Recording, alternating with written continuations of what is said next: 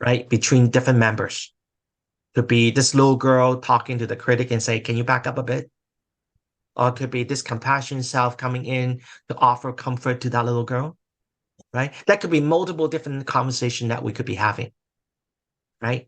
So those are the kind of things that I personally like to do. So the couch analogy is more mine, but in EFIT work is we have many of those encounters, conversations between different parts.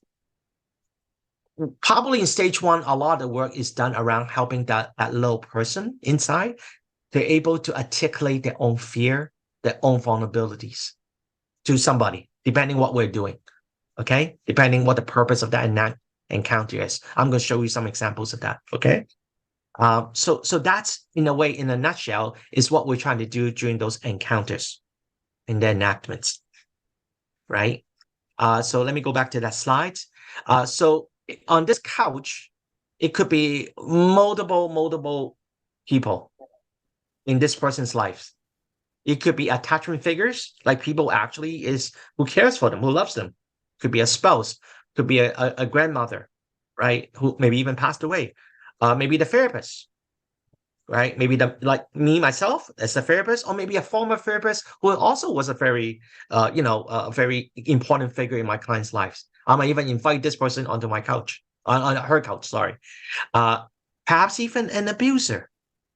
The abuser, sometimes I will invite them to a couch for a short conversation, and then we will kick this abuser out. This person probably doesn't get to stay very long, right? But sometimes we still need to be able to help to talk to the abuser, right?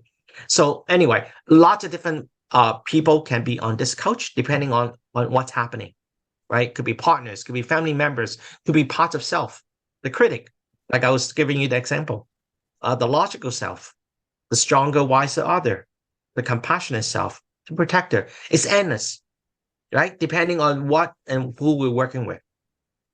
I would say that is probably one of the also the differences between IFS and us.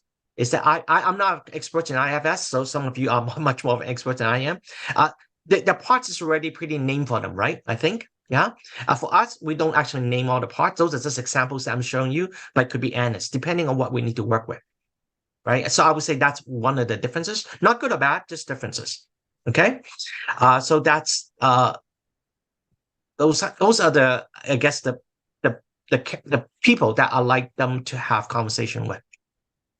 At the end of the day, right, the way that I picture for my clients is this. I don't know whether you agree. I think a healthier individual is that they will have all those parts of them sitting on this couch having a nice conversation, right? No one's dominating. Some of my clients, when they first come to my office, their critic is dominating the whole conversation because this ass is so big.